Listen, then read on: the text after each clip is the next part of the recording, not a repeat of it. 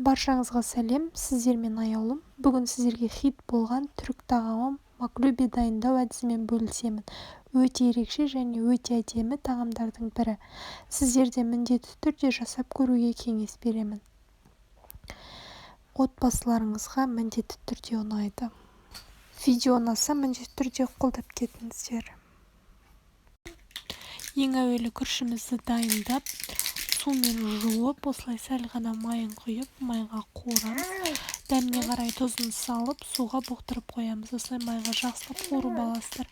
Суында өте қатты көп құймайсыздар. Үстінен сәл ғана асырып құясыздар. Сонымен аузын жауып, суға бұқтырып қоясыздар. Одан әрі бізге керек заттар: сиыр еті, тәтті бұрыш, пияз, картоп және сәбіз керек болады.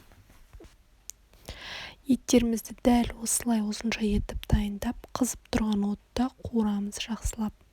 Жақсылап қуырып, дәміне қарай тұзын салып, сәл ғана суын құйып, осылай өзінде су шығады негізі. Сәл ғана су құйып, если шықпаса, 20 минуттай суға бұқтырып қоямыз пісу үшін. Ендігі кезекте қызып тұрған майда осылай картоптарыңызды қуырып аласыздар. Екі жағын қып-қызыл етіп қуырып аласыздар. Осы қызып тұрған майда, осы картопты қуырып болғаннан кейін дәл осылай сәбіздеріңізді де қуырып аласыздар. Бұл заттардың қатты пісудің керегі жоқ, жай ғана екі жағын қызартып қуырып алсаңыздар жеткілікті. Дәл осы майларымызға жаңағы тәтті бұрышымызды да қуырып аламыз жақсылап. Қуырып аламыз. Барлығын дайындап қуырып алғаннан кейін осылай табамызға, үлкендеу табаға астына май жағып, осылай пияздарыңызды тізіп шығасыздар. Пияздың үстіне сәбіздеріңізді дәл осылай рет-ретімен тізіп шығасыздар. Барлығын тізіп қоясыздар.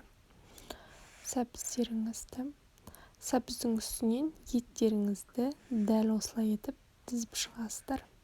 Шет-шеттерінен молырақ салып, шеттеріне ортасына молынан саласыздар.